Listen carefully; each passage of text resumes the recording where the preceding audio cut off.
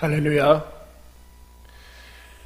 평강의 하나님께서 우리 메시지교회 모든 성도님들과 함께하기를 예수님의 이름으로 축원합니다. 우리 코로나19로 인해서 이제 5번째, 5주째 못 보고 있는데 여러분 뵙고 싶고 빨리 모든 일들이 하나님의 은혜 가운데 속히 해결되고 또 이 땅이 온 세계가 치유되기를 간절히 바랍니다. 여러분 신문과 뉴스에 코로나로 인해서 한 2달여 기간 동안에 신문을 장식하고 있습니다. 신문과 뉴스, 우리의 눈과 귀를 이제 도배하다시피 하는 것이 코로나19인데 그 기간에 나타난 것, 우리가 갑자기 이제 이슈가 된 것 중에 또 하나가 이단과 사이비의 문제입니다. 코로나 그리고 이단 사이비 또 이제 며칠 되지 않은 것인데 흔히 N번방이라는 음란한 그런 모습이 우리의 신문을 장식하고 있습니다. 여러분 질문 하나 던질까요? 어리석은 질문인데 한번 속으로 대답해 보시죠. 여러분이 만약에 선택해야 된다면 이 셋 중에 어떤 것을 선택하겠습니까? 1번 코로나, 2번 이단 사이비, 3번 N번방. 이 내가 여기 셋 중에 어디에 가담해야 되고 실제로 돼야 된다면 어떤 것을 선택하겠습니까? 어리석은 질문이죠. 다 선택할 만한 것은 없습니다. 여러분 중요한 것은 우리가 코로나만 시급하고 중대하고 우리의 삶의 전부라고 생각하지만 그렇지 않고 거짓, 우리의 영혼을 썩게 만들고 혼란시키게 만드는 거짓, 이단, 그리고 우리의 삶을 좀먹는 것 같은, 우리의 몸과는 상관없을 것 같은데 그렇지 않고 우리 마음과 정신을 썩게 만드는 그 욕망을 다스리지 못하는 그 세 번째의 문제도 역시 여러분 우리 삶에 인간에게 있어서 중요한 것이다라는 것이죠. 영과 혼과 육이 어느 것 하나만 중요하지 않고 다 서로 연결되어 있고 전인의 구원과 전인의 관련된 것이다라고 얘기합니다. 여러분 흔히 기독교는 영혼에만 관심이 있다라고 생각할 수 있는데 그렇지 않고 하나님께서는 우리의 전인을 구원하십니다. 그래서 오늘 우리가 읽은 말씀 23절에는 이렇게 말씀합니다. 평강의 하나님이 너희의 영과 혼과 몸이 흠없이 보존되기를 원한다. 하나님께서 영혼, 혼, 몸이 다 구원받기를 원한다. 그렇게 얘기를 하고 있습니다. 전인의 관심을 가지고 있는 것이죠. 여러분 우리 흔히 컴퓨터라는 기계에 바이러스가 침투하면은 다시 처음부터 프로그램을 다시 까이던가 아니면 그냥 단순하게 멈추면 컴퓨터 안에는 리셋 버튼이 있습니다. 다시 초기화하고 새로 시작하는 것이죠. 다시 시작할 수 있는 그 버튼이 컴퓨터에는 있는 것을 보게 됩니다.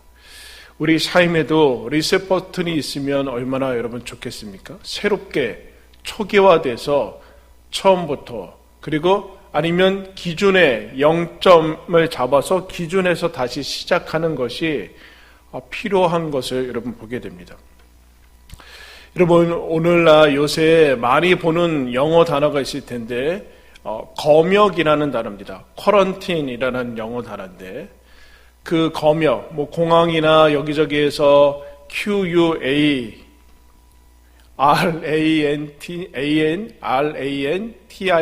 그래서 쿼런틴이라고 하는데 이것은 전염병을 위한 검역, 다른 번역으로는 이제 검역, 격리 기간 이렇게 번역됩니다. 이게 어떻게 나왔냐면은 여러분 우리가 요새 코로나19가 많이 나오니까 흔히 패스트 얘기를 많이 하는데 패스트는 역사 내내 계속 있었죠. 13세기, 14세기만 있었던 것이 아니라 19세기에도 있었고 지금도 여러분 간간히 일어나는 것을 여러분 보게 됩니다. 패스트가 처음 발명했을 때 그때는 의학도 과학도 그렇게 발달하지 못하기 때문에 이 원인에 대해서 여러분 그렇게 정확한 진단을 내리지 못했습니다. 그래도 그 당시에 가장 최고의 지혜를 발휘해서 이 전염병이 번져나가는 것을 막는데 그 중에 하나가 격리하는 거였습니다. 전염병의 세계사라는 책을 보면은 1346년 전에 패스트가 창궐하기 전에도 사람들이 어느 정도 격리에 대한 지식을 가지고 있었는데 여러분 그것 중에 대단히 오래된 책이 레위기라는 책입니다. 이 사람들이 13세기에는 그동안 오랫동안 기독교가 서구 유럽을 이렇게 영향을 미치고 있었기 때문에 성경에서 병이 걸렸을 때 격리하는 것을 찾아냅니다. 레위기에 피부병이나 나병 같은 것이 생기면 일정 기간 격리하는데 거기서부터 생각해서 격리하게 되는데 성경에서 중요시 여기는 그런 숫자가 있죠. 7, 10, 40 이런 것이 있는데 40일을 격리해야 되겠다라고 이제 성경에서 그것을 가져오게 됩니다. 그래서 항해술의 발달로 인해서 배가 항구에 도착하면은 그 패스트에 전염이 되지 않았다라는 것을 증명하기 위해서는 육지에 닿지 않고 40일간을 배에 머물러야만 됐습니다. 40일이 지난 다음에 아무 증상이 없으면 그때서야 사람들이 항구로 내릴 수 있었죠. 거기서 나온 것이 40이라는 쿼런틴입니다. 성경에서 나온 것이죠. 격리하는 기간. 여러분 지금 우리는 쿼런틴, 이 격리와 사회적 거리두기를 하고 있습니다. 그래서 이렇게 예배도 온라인으로 가정에서 예배 드리는데 또 우연치 않게 지금 우리는 예수 그리스도의 순환과 십자가의 고난을 묵상하는 사순절을 보내고 있습니다. 40일이죠. 여러분 하나님께서 이 사순절의 기간, 이 기간 동안에 우리의 삶도 우리의 몸, 코로나뿐만 아니라 정신과 영혼도 새롭게 리셋되기를 간절히 바라십니다. 여러분 그러면 우리의 영혼과 우리의 삶이, 우리의 마음이, 내면이, 우리의 삶 전체가 리셋되는 길은 무엇일까요? 오늘 본문은 이렇게 말씀하고 있습니다. 한번 따라하겠습니다. 성령을 리셋하라. 19절 말씀 보시면 성령을 소멸하지 말며, 19절 20절에는 성령, 예언 이렇게 나오는데 이 귀하고 좋은 말 뒤에 부정적인 서술어가 붙었어요. 소멸하지 말고 멸시하지 말라. 여러분 흔히 부정적인 표현은 우리가 쉽게 이해하기 위해서 주어진 것입니다. 지금 무슨 얘기인가?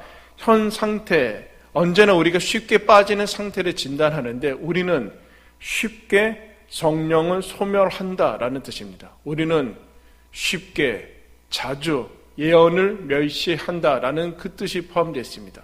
그래서 이것이 성령을 소멸하지 말고 라는 부정적인 서술어로 표현이 되면 피부에 확 와닿게 되는 것이죠. 여러분 사람은 쉽게 성령을 소멸합니다. 성령은 누구십니까? 우리가 사도신경에서 고백하듯이 제3위 위격을 가지신 성령 하나님이십니다. 즉 인격자이신 것이죠. 살아계신 하나님, 즉 내 안에 영으로 나와 함께하고 거하시는 하나님을 성령이다라고 얘기합니다. 예수 그리스도의 구원으로 다시 회복받고 구원받은 사람들에게 주어지는 하나님의 가장 좋은 선물, 은총을 성령이다라고 얘기하는데, 즉 성령은 인격자신데 소멸이다라는 것을 비유했어요. 소멸하다라는 것은 꺼트린다라는 것이죠. 이 땅에 성령 하나님이 오순절 다락방에 사도행전 2장에 강림하실 때 불의 혀처럼 갈라지는 것이 보였다. 그래서 불처럼, 즉 성령은 가끔 불로 상징되는 것을 보게 됩니다. 내 안에 생명을 주고 생명을 유지시켜주는 불이다라는 것이죠. 불 꺼트리지 말아라 라는 뜻입니다. 불. 성령이 너의 생명이다. 불 꺼트리지 말아라. 그런데 성령이 소멸되고 성령이 사그라들기 위해서는 어떻게 하는가? 그냥 한 번에 단번에 되진 않습니다. 어떻게 하는가? 신자로서 성령이 있는 사람이 끊임없이 지속적인 반복적으로 성령의 인도하심을 거부하고 귀담아 듣지 않고 불순종할 때 성령은 이제 더 이상 말씀하시지 않습니다.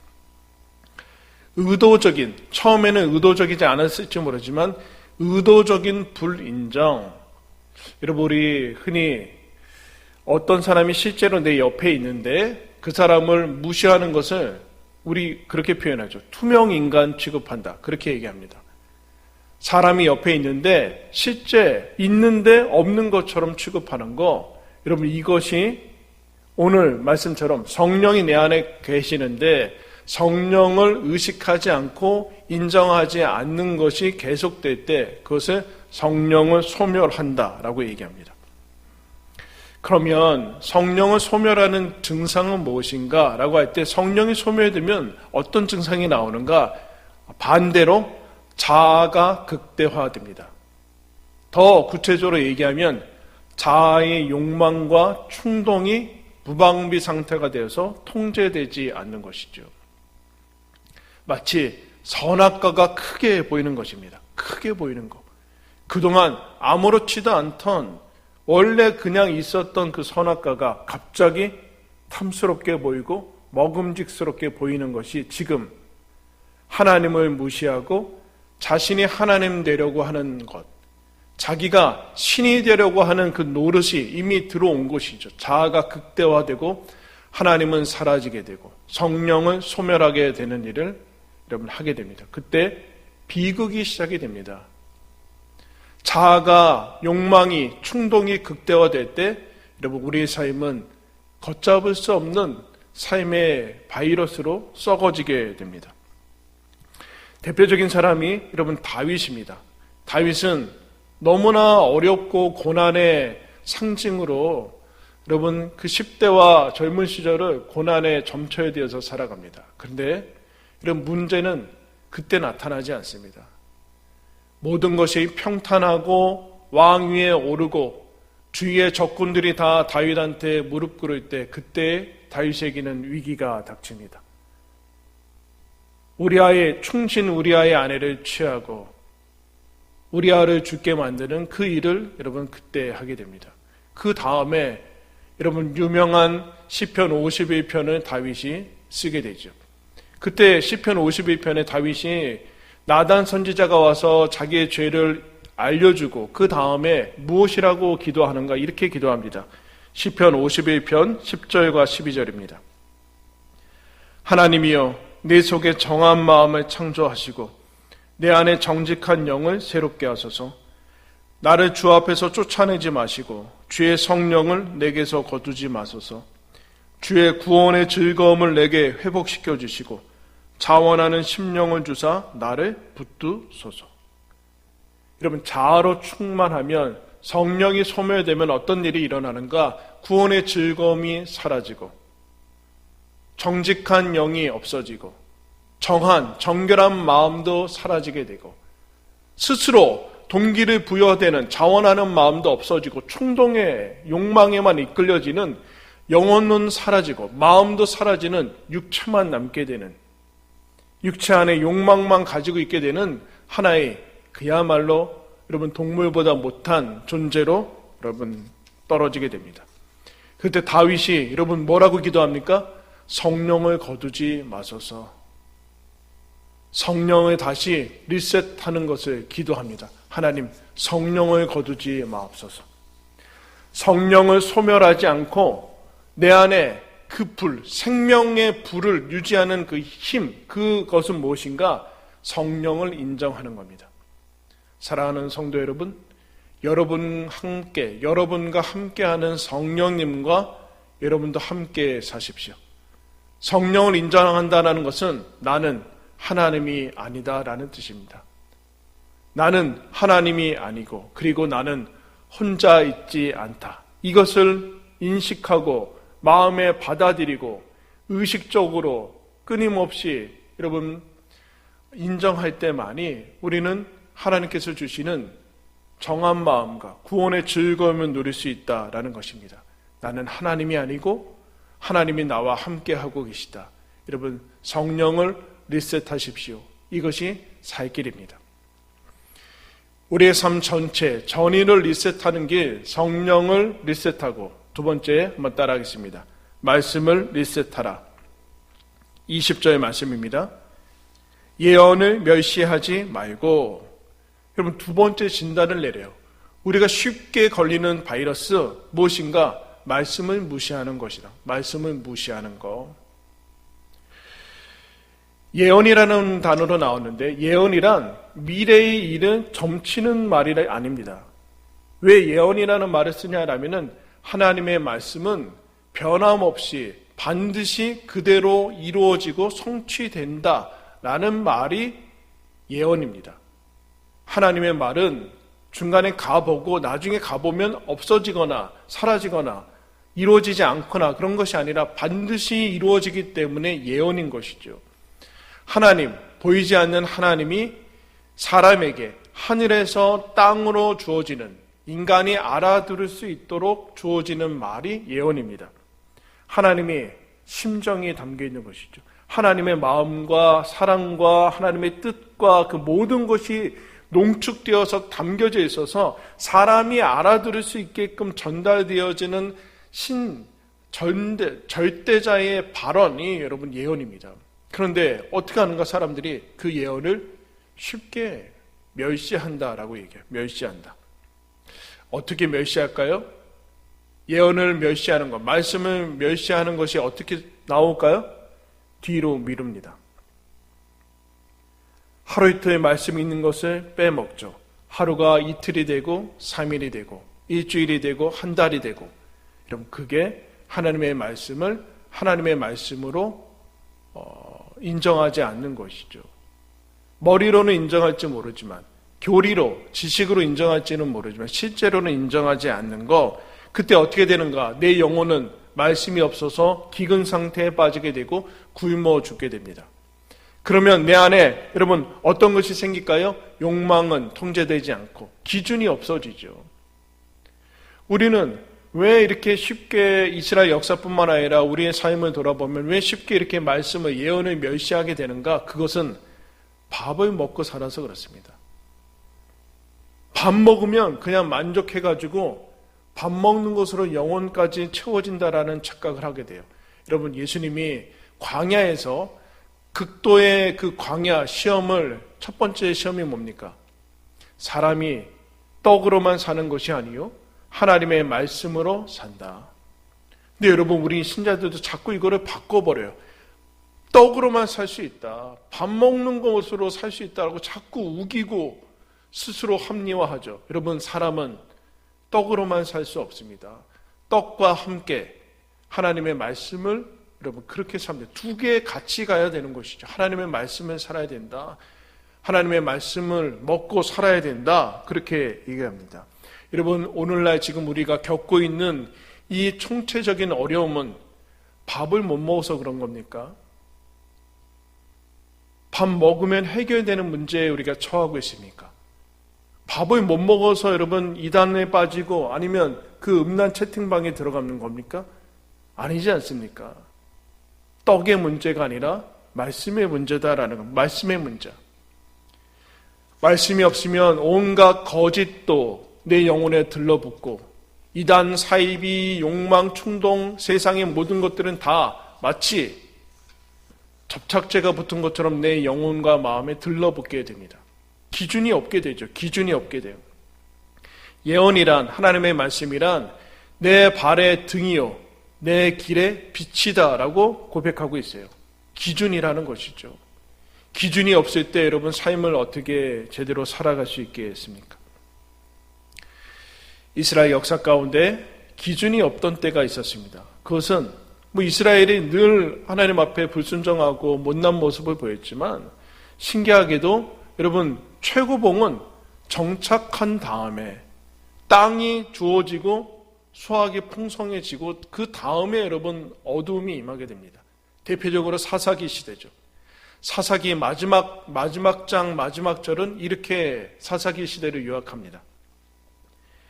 그때 이스라엘에 왕이 없으므로 사람이 각기 자기의 소견에 옳은 대로 행하였더라. 예언과 말씀을 무시할 때 나타나는 것이죠. 무슨 얘기인가? 자기 소견에 옳은 대로 한다. 자기 소견이, 자기 생각이 절대가 된다. 기준도 하나님도 없으니까 자기 마음대로 살아간다. 자만과 교만의 시대가 되죠. 그리고 사사기는 어둠의 시대가 됩니다. 결국엔 계속적인 어려움에 겪게 되죠. 사사기에 어디 봐도 기준은 없고 따를 여러분 길은 빛은 없습니다. 그런데 이 어두운 오래된 이 어두움의 사사기를 끝내는 사람이 나와요. 그게 여러분 사무엘인데 이 사사기의 어둠과 고통과 말씀이 없고 기준이 없고 각자 자기 잘난 대로 옳은 대로 살아가는 이 시대를 끝내는 사무엘이 어떤 모습으로 어떻게 예언의 말씀을 무시하지 않고 리셋하는가? 사무엘상 3장 10절에 이렇게 얘기합니다. 여호와께서 임하여 서서 전과 같이 사무엘아 사무엘아 부르시는지라. 사무엘이 이르되 말씀하옵소서. 주의 종이 듣겠나이다. 자기 소견에 옳은 대로 행하는 그 어두움, 예언을 멸시하고 말씀을 무시하는 이 삶을 끝내는 유일한 길은 주여 말씀하옵소서. 주의 종이 듣겠나이다. 할렐루야. 이것 말고는 없습니다. 여러분, 말씀을 리셋해야 되는 기간에 우리가 보내고 있습니다. 말씀을 리셋하십시오. 여러분 혹시 말씀을 무시하고 하루 이틀 읽지 않고도 내 영혼이 건강할 것이라는 착각에 빠진 것은 아닙니까? 내 생각에 옳은 대로만 살고 있는 것은 아닙니까? 말씀을 리셋하십시오. 그것이 살 길입니다. 성령을 리셋하고 말씀을 리셋하고 그 다음에 무엇을 하는가? 세 번째 따라하겠습니다. 선함을 리셋하라. 21절과 22절입니다. 범사에 헤아려 좋은 것을 취하고 악은 어떤 모양이라도 버리라. 성령을 소멸하고 예언을 멸시하면 삶은 여러분 잡동사내가 됩니다. 아무거나 다 집어넣게 되고 아무거나 다 행하게 되죠. 욕망과 기준 없는 삶이 만났으니 아무렇게나 흘러가는 대로 막 살게 됩니다. 성령과 말씀이 없을 때 우리는 그냥 그대로 하루하루 그냥 그렇게 살아가게 됩니다. 내면은 이미 어지럽혀지고 삶의 모든 부분은 어느 하나 질서 없이 혼란스러운 것을 경험하게 됩니다. 왜냐하면 성령과 말씀이 없으면 분별할 수 있는 선과 악을 구별하고 또 구별했을지라도 그것을 결정할 수 있는 영혼의 힘이 없기 때문에 그렇습니다. 마음의 힘, 선과 악을 구별하지 못할 뿐 아니라 어느 것이 선인지 악인지도 모르고 그냥 흘러가는 대로 살고 또 알더라도 그것을 결정하지 못하고 결정할 힘이 남아있지 않으니까 타인의 남에 의해서 결정권을 맡기며 그냥 수동적으로 충동적으로 따라가는 모습을 보이게 됩니다. 여러분 그때 우리의 삶은 비겁해집니다. 죽은 고기처럼 시류에 떠다니게 됩니다. 그러나 성령과 말씀을 받은 신자들에게 주어진 하나님의 은혜가 무엇인가? 그게 분별력이다. 너희들 세상의 모든 것을 다 취하지 마라. 선과 악은 있다. 또 한 가지, 그것을 선택할 수 있는 결정력을 너희들에게 줬다. 그렇게 얘기합니다. 그래서 오늘 본문 말씀은 악은 어떤 모양이라도 버리라 라고 먼저 권면해 주고 있어요. 무슨 뜻입니까? 너희들 착각하지 마라. 무슨 착각이에요? 너희들은 영향받지 않을 것이라는 착각하지 마라. 나는 괜찮을 거다. 악하고 악을 가까이 두면서 근거리에 두면서 접하면서 모양은 흉내내면서 영향받지 않을 것이라는 착각하지 마라. 너희들도 다 영향받게 되어 있다. 가까이 하지 말아라. 그 얘기죠. 그리고 범사에 헤아려 좋은 것을 취해라. 무슨 얘기일까요? 악과 선을 동시에 취할 수는 없다. 양다리 걸치지 말아라. 하나만 택해야 되는데 선을 택해라. 범사에 택해라. 삶과 영혼, 우리의 인생은 악을 악으로 채울 만큼 그렇게 하찮지 않다. 우리의 삶은 존귀하고 유일하고 하나님에 인해서 여러분 너무나 소중한 것이다. 그러므로 선한 것으로 채워야 된다. 그렇게 얘기를 하고 있어요. 그런데 여러분, 왜 우리가 쉽게 악을 접하게 되고 악을 이렇게 갖게, 그걸 세상에서는 악이라고 하지 않기 때문에 그렇습니다. 유행이라고 하죠. 유행은 뭘까요? 시대에 다수가 박수치는 겁니다. 다수가 충동적으로 따라가는 것이기 때문에 거기에 숫자가 실려서 그럼 그것이 선인지 악인지 중요하지 않죠. 그것이 이득이 되냐 안 되냐만 중요한 것입니다. 유행에 휘둘려 사는 사람을 시편 1편에 이렇게 얘기합니다. 바람에 나는 겨와 같다. 악인을 지칭하는 겁니다. 바람에 나는 겨. 유행에 따라다니는 사람들, 시류에 다수의 넓은 문으로 왔다 갔다 하면서 세상의 박수와 칭찬에 중독되면 삶은 비겁해지고 분별력을 상실하게 되고 우리의 삶은 점점 더 어렵게 되는 것을 봅니다. 여러분, 아까 처음에 얘기했던 그 이단의 30만 명, 그 N번방이라는 데 20만 명이 넘는 사람들이 빠져 있습니다. 여러분, 엄청난 숫자 아닙니까? 간접적으로 여러분 숫자를 넓히면 정말 엄청난 우리나라의 인구가 되지 않겠습니까? 선을 취해야 된다라는 얘기는 실제로 취해야 된다. 예수 그리스도를 따르는 용기와 대가를 치러야 된다. 그렇게 얘기를 하고 있습니다. 성령을 리셋하고 말씀을 리셋하고 선함으로 다시 회복해라 라는 이 명령과 권면을 준 다음에 하나님께서 이렇게 약속합니다. 평강의 하나님께서 23절입니다. 너희를 온전히 거룩하게 하시고 또 너희의 온 영과 혼과 몸이 우리 주 예수 그리스도께서 강림하실 때 흠 없게 보존되기를 원하노라. 너희를 부르시는 이는 미쁘시니 그가 또한 이루시리라. 평강의 하나님이 있어요. 샬롬이죠. 샬롬. 샬롬은 온 우주와 내 전인이 여러분 하나님 앞에서 건강한 상태입니다. 몸만 건강한 것이 아니라 영과 혼이 건강한 이 상태, 이 하나님이 뭐라고 하시는가? 너희를 영과 혼과 몸을 거룩하게 지키신다. 그렇게 얘기하고 있어요. 중요한 것이 나오죠. 무슨 얘기냐? 평강이란 거룩함에서만 나온다라는 거예요. 더 나아가서 거룩함은 우리의 행복을 위해서 주어집니다. 우리가 싫고 부담스러운 것이 아니라 우리의 행복을 위해서 주어지고 거룩함에서만 여러분 평강이 주어집니다. 거룩하지 않으면 성령을 소멸하고 예언을 멸시하고 악을 모양으로 취하면 여러분 우리의 삶은 불안해집니다. 하나님께서 시작하셨으니 이루실 것이다. 하나님의 열심으로 신실하게 이루실 것이다 라고 말씀하고 있습니다. 사랑하는 메시지교회 성도 여러분, 40일을 지내고 있습니다. 하나님께서 우리에게 주신 선물의 기간이요 은총의 기간입니다. 이 시간, 이 기간 우리의 전 삶을 돌아보고 우리의 삶을 여러분 정리하시기 바랍니다. 우리의 우선순위를 조정하고 우리의 악을 제거하고 성령을 인정하고 하나님의 말씀을 중요시 여기며 우리의 삶을 리셋하는 우리의 삶 전체가 건강해지고 하나님의 평강으로 채워지는 그 기간으로 하나님이 일하고 계십니다. 머지않아 하나님의 도우심으로 끝나겠죠. 그때 우리는 더 귀한 모습으로, 멋진 모습으로 하나님 앞에 설 것입니다. 성령을, 예언을, 선함을 그로 말미암아 거룩한 삶이 리셋되는 기간 되기를 예수님의 이름으로 축원합니다. 기도하겠습니다. 하나님 아버지, 어렵고 힘든 시기를 통과하고 보내고 있습니다.